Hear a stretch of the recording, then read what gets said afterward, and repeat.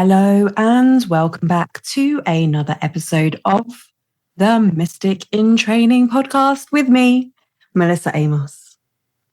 This one is for you if you have ever known better, but still not done better. Maya Angelou famously said, "Do the best you can until you know better. Then when you know better, do better." Now, this is great, but how many times have we known, right? We've read the books, we've been to the workshops, we listened to the podcasts. We're like, yes, from now on, this is the way that I'm going to behave. And then you find yourself in the moment and you revert back to the behaviors that we're used to. And this is what I wanted to speak about today, the gap between knowing and doing. And actually how the soul uses that space to not punish us, not judge us, but indeed to evolve us.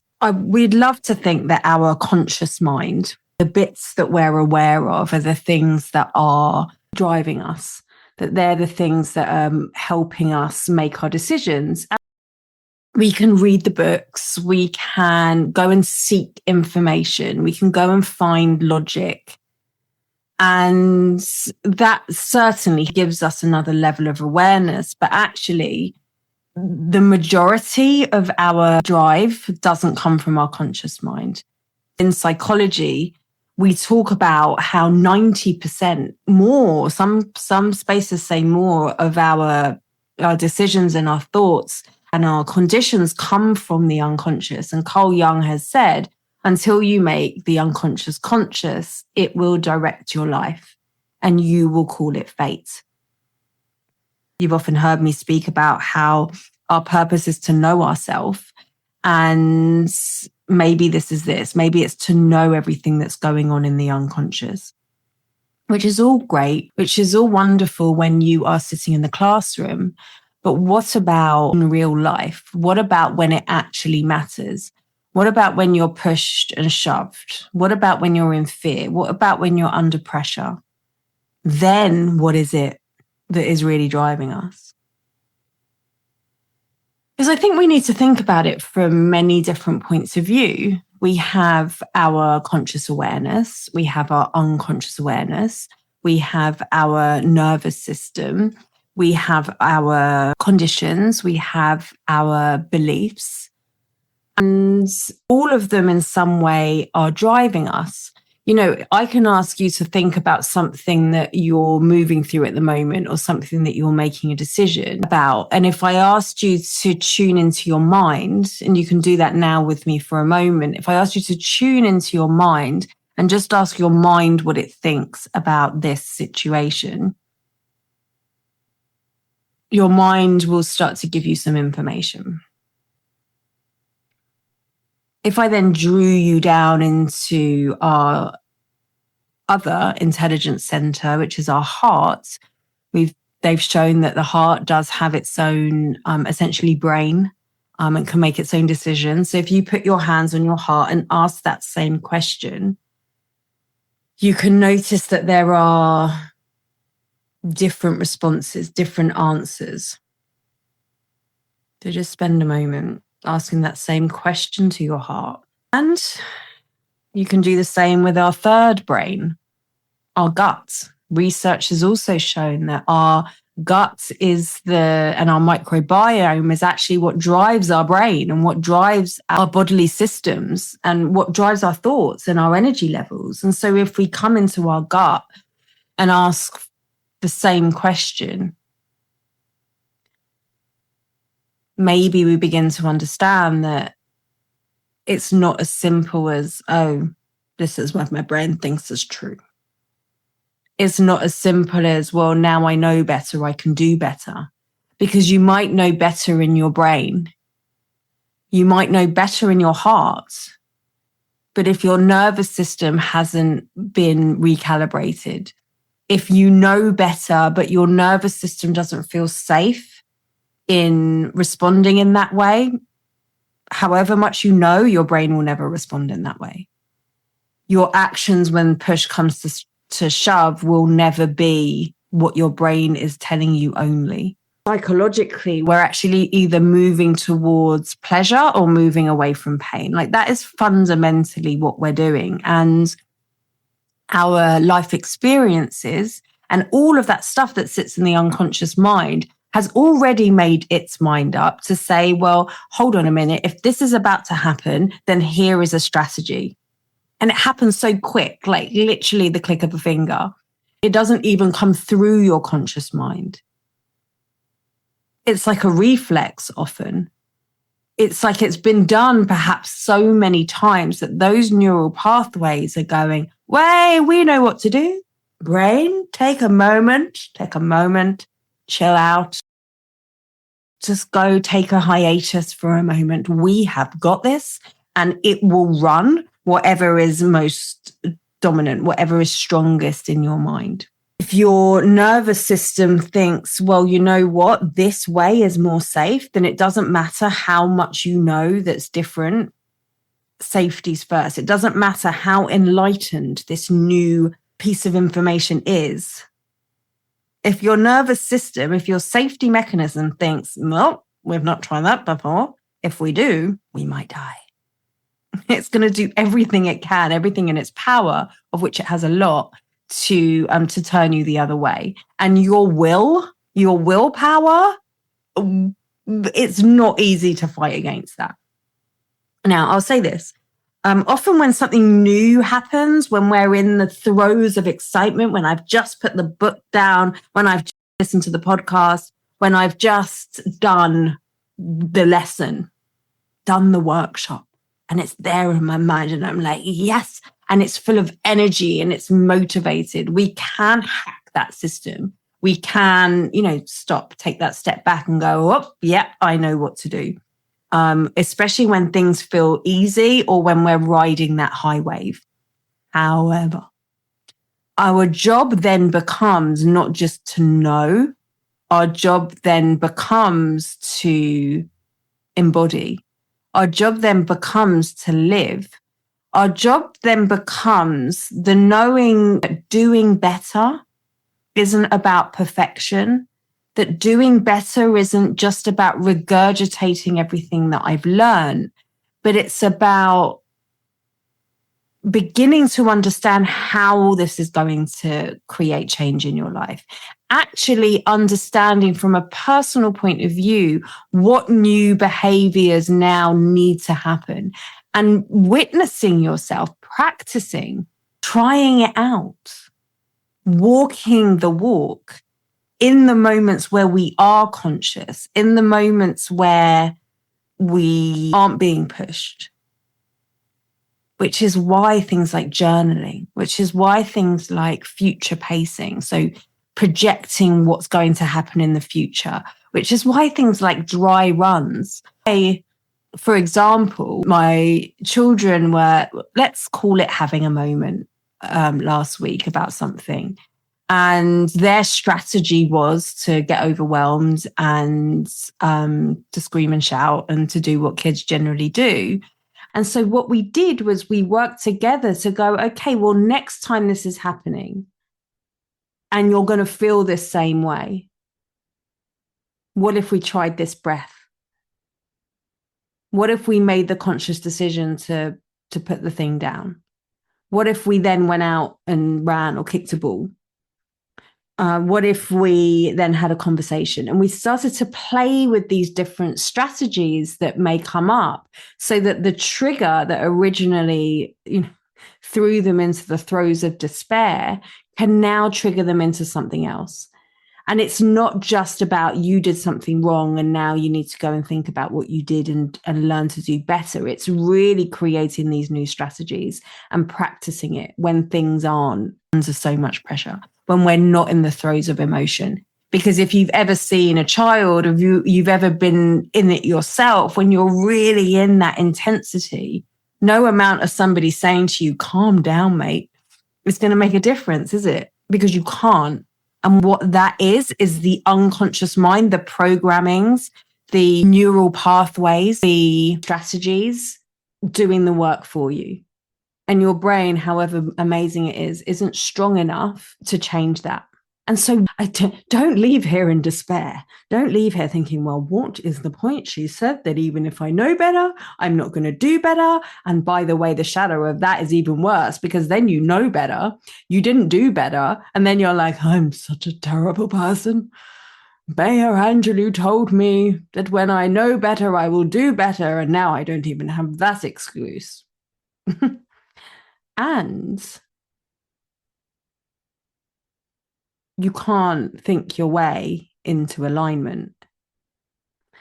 You have to live your way there. You have to walk that path. You have to, in every moment, understand that every moment has a consequence, that every moment has a ripple, that every action has a reaction. And this is, for me, what it means about really becoming conscious. This is what it means when we look at things from an Akashic Records point of view, and really understanding that I can have one new thought. And if that one new thought scores a record in my field, but that one record is in disparity with 100,000 other records that have already told me that if I do this way, at least I'll live, then it's not going to make a massive amount of difference. However, I'm going to remind you that every now moment is worth 100, maybe even 10,000 fold of all of the past moments. So it is always in our power to change, but it has to go beyond the thought. The thought has to turn into the emotion, which is why often at the beginning, where we get this beginner's luck, where we get this drive, where we're motivated, we find things are easier to integrate and easier to live. But it comes in the everyday. It comes in the moment. It comes in the every time I lose my way, or every time that strategy comes back in and goes, wait, let's do this. We know what to do. It takes that for your spirit, for your soul, for your higher wisdom to come online and go, hold on a moment. We had another way. Let's try that. It can sometimes feel like you're bypassing your intuition, or at least, probably in more truth, you're bypassing your instinct, because your instinct is wired to safety. Yes, we often confuse them, but they are very different. Your instinct is wired to safety. And so your instinct is saying to you, let's do this. Let's reach for that biscuit. Let's scream and shout. Let's respond to that comment that just completely overwhelmed me or raged me in this way. Let's go and hide and hibernate and let the world disappear. Let's go and throw a tantrum while nobody is watching, because that is what we do. It's in those moments just stopping and breathing and coming into the now moment and calling in that higher self, calling in that higher wisdom and going, hey, what else? And not falling into the trap of judging yourself, not falling into the trap of, oops, I did it again. You did do it again, but now you have a higher awareness. Now you're moving round that spiral staircase and you're looking at it from a higher place. And guess what? Sorry to say, it might feel worse this time round because you do know better. But the reason it feels worse is because that sits at a lower vibration than you know what is possible. Because that sits at a lower vibration to how you are moving up and moving forward. And so it takes that moment to be big enough and strong enough and aware enough to go, oh, I did it again. And now what? Now what do I do? Now do I spiral back down and go and meet myself there and go, well, that's it. And this is it. I am destined to forever be there, as Carl Jung said. It will direct your life and you'll call it fate. Yeah, that is fate. But what if instead of fate, we're moving into destiny? What if our destiny is to understand, to make that unconscious pattern conscious, Yes, to know yourself in that depth, to go, okay, I did this and I still love myself. And now I know. And so what will I do? And I project into the future and I project into the next moment, knowing that my spirituality is not going to miraculously make all of my hardships go away, but it's going to build my resilience. It's going to build the base level of what I am so that I do better. So what does that look like? How does that work in real life? What thoughts are going on around my mind when I find myself in the throes of despair, or even in that little wonky moment? What am I telling myself? What is my head saying? And what is my heart saying? And what is my gut saying? What is my body doing? And being very honest with ourselves of, what do I think I'm getting out of this? It might be relief. It might be not having to deal with your feelings. It might be not having to admit the mistakes that you've made. It might be not being open to receive love because you don't think you deserve it. It might be protecting yourself from something or someone. There's usually some form of subconscious desire that is trying to help you, but it's running on an old strategy. And it is up to our higher wisdom, it's up to our higher self, and it's up to our human to listen to that wisdom and to prove to the rest of us that it's possible. And not only is it possible, but it's more important. For me, that moment where I said I'm going to live a soul-led life, it began to change everything. But it wasn't just one moment. It was continually choosing that again and again and again, and knowing that what that meant is I need to make the unconscious conscious. I need to have an awareness. I need to be able to forgive myself. I need to be able to know myself. And knowing myself is as much about knowing what I don't like about me, what I've rejected about me, what behaviors I turn to, as it is about understanding my strengths and my talents, which, by the way, are usually linked. We can talk about that another day. So what's the solution? Well, for now, my suggestion is this. You've learned something new. You know better. Spend some time journaling. Spend some time integrating. Spend some time really asking yourself, well, what does that mean in real life? And wow, if you have a mentor, use your mentor to admit, if you like, to the way that you've behaved, and then come up with new strategies. Because then you're speaking it, then you're proving to yourself, then you're showing the body like, oh, we don't need to hold this in shame. We can tell somebody and they're not going to reject us. We can then begin to reprogram our nervous system so that it can hold the new truth and not keep resisting it. And we can begin then to trust that our soul is not trying to punish us, to trust that the universe is not trying to trip us up, but that the universe is simply giving us these, let's call them invitations or opportunities that are going, hey, you've learned something new. Now here's your opportunity to embed it. Here's your opportunity to embody it. Here's your opportunity to actually make this real so that as you continue to move up the spiral, you are no longer being fed by just your unconscious mind. Or actually, maybe even better than that, you have reprogrammed the unconscious mind with the conscious. You've reprogrammed those neural pathways. You've reprogrammed those safety mechanisms. We've reprogrammed the habits and we've reprogrammed the strategies so that they are actually in support of your evolution, no longer scared that change means death, which sounds dramatic, but that's what we're wired for. And so we do every day, every moment, every decision, every reaction, and then every action after that. We are training ourselves